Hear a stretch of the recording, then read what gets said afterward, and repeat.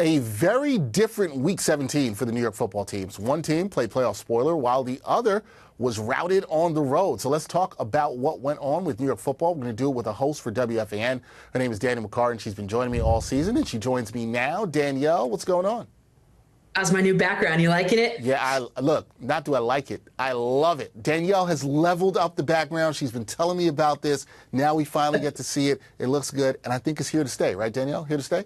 Oh, for sure. Definitely. It took a lot of work to put it up, so it's staying. I like it. I like the new home setup. It looks really good. All right, we got to talk about the Giants first. The Giants, they finally won a game. They won their first game at home all season, 45-33 over the Colts, and they eliminated Indianapolis from playoff contention. Drew Lock threw 4 touchdown passes in this one. What worked for the Big Blue offense on Sunday? And I got to ask this question. Is Drew Lock the answer at QB? Do you really have to answer that question? I mean, look, Dexter, Drew Lock is not the answer. I mean, there isn't a single person wearing Giants blue that believes that. He just literally had the single best game of his entire career based on quarterback rating. I looked it up. So good for him, but as a starter with a long-term future, especially with the Giants, no. But for whatever reason, I just think this Giants team today just came into this game the most motivated I've seen them all season long, really. I mean, Drew Lock said after the game, he said it was time to just go out and do it. And, the larger picture here, I have to say, this is a good look for the head coach. This team that is so far out of contention that they're vying for the first overall pick, they put up the most points in the head coach's tenure here. It was the most points for the Giants in the Daboll era. So I talked to 3 different offensive linemen at a J-Fund event last week. They said they're still working their butts off every single day, despite how the season goes, and just a satisfying, rewarding win from a player perspective, from a Giants perspective. And it shows me that they're playing tough. They're playing together, and as bad as it's been, and it seems as though this locker room is still intact, which is another good look for this head coach. So I think, in my opinion, today's performance by the New York Giants solidified Brian Daboll's standing as head coach for the Giants beyond this season.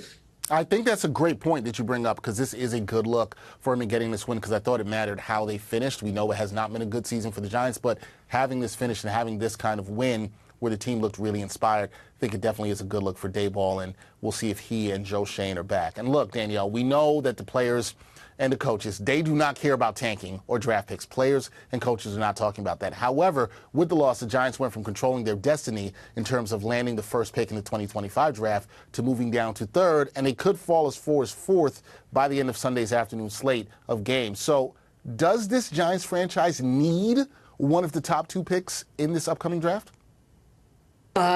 Meaning a player for one of those top 2 picks, a single player? No. I am telling everyone and anyone that will listen to me, this Giants team is not one quarterback away. This team is not one player away. There is not a single quarterback on this planet, Dexter, that would have consistent success with this Giants team, and it's silly to actually believe that narrative. The Giants need to trade back, get a boatload of picks, and start to address every other need. And you could start with the offensive line and then go ahead and pin the tail on whatever position on defense you want to upgrade. And not to mention, while we're talking about this, Cam Ward quit on his team, took himself out of the bowl game, and his team lost it. Shedeur Sanders, he's already a drama problem.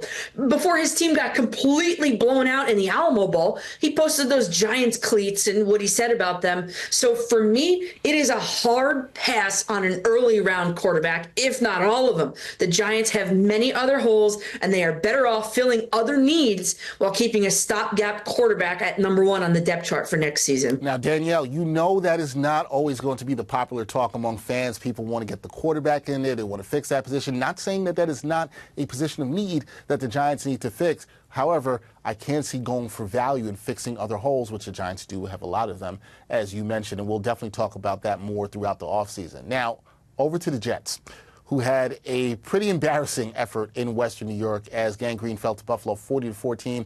Aaron Rodgers in this one threw for 112 yards, also threw 2 picks. I know that you've been an advocate of bringing Rodgers back, Danielle, but does his play today give you any concerns as to whether or not he should return to the Jets next season? Not at all. Dexter, I know I'm also in the minority with this opinion, too. I want to see Aaron Rodgers back as the Jets quarterback next season. I mean, the Jets made a deal with the devil, so to speak, so they might as well see it through and not wave the white flag a season too early.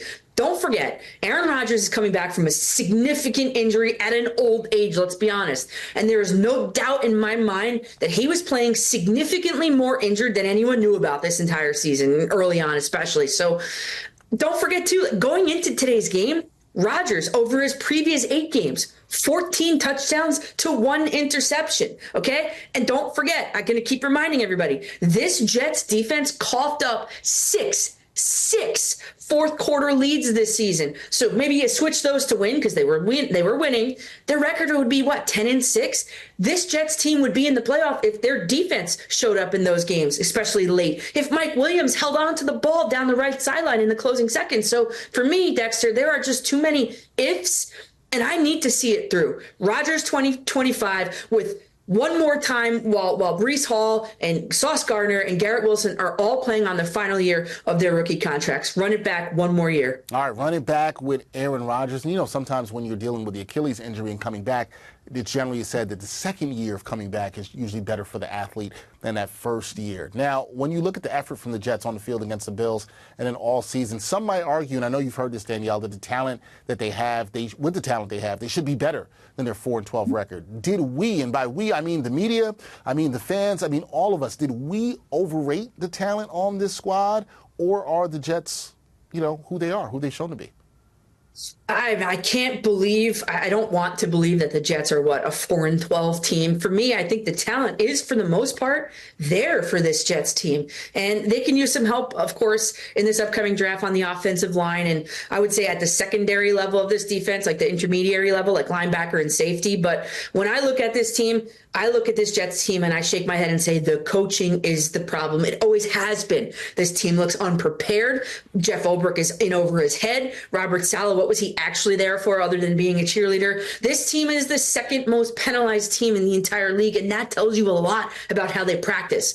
So what's so frustrating is, again, I believe the talent is there, and there is no one there in that building to extricate it efficiently enough to translate it into wins. So with a major upgrade to the coaching staff, this team, and I know this is hard to believe and get behind, but I think this team could be right in the mix next season with a formidable coaching staff. Bring in an offensive-minded guy, bring in a coach with experience, and because this is all just win now, because I'm keeping everything intact. And maybe this, Dexter, is why Woody seems to get it wrong each and every time, because coaches are not rated in the Madden video game. He needs some Madden ratings for that. Let me ask you real quick before we get out of here. Who you talked about wanting an offensive-minded coach. Is there a name? Is there somebody at the top of your wish list, Danielle, that you think the Jets, should absolutely bring in here to coach this team? Because you've talked about this all season. You said coaching you thought has been a major issue. So who's the name? Who should the Jets go out and get? Who's that guy or gal, if they chose to go that way, that they must bring in to coach the team? Yeah, I mean, looking at it, objectively right now, we still don't know who would be in and who would be out at this point in time. I think the Jets would have been foolish not to bring Belichick in to give him control of what's going on over there. I like Vrabel, I do, but and I know I said I want experience, but I have to bring into my building to interview the offensive coordinator of the Vikings to see what he did with Sam Darnold, and I need to interview the offensive coordinator of the Lions. If they start bringing in defensive guys, recycled candidates, I really don't want to see it. So for me, at this point in time, objectively speaking, it's got to be an offensive guy. It's got to be the guy that has developed quarterbacks in a way.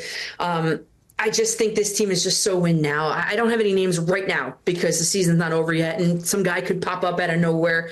But for me, I take a really good hard look at the offensive coordinator for both the Vikings and the Lions. No, I like that. Some fresh blood, some fresh names in there. And then you also mentioned Mike Vrabel, who has had a history with improving offenses and quarterbacks in development there. Well, with the Jets and Giants, 4 more quarters left in the football season. It's been a rough one for both teams, but Danielle McCartan has been here with me on most Sundays to break it all down. Check Danielle out on WFAN. Also, give her a like and some props on that beautiful new background that she has in her home studio. Danielle, I appreciate it, and we will talk soon. Happy New Year. All right. Happy New Year, Dexter. Appreciate it.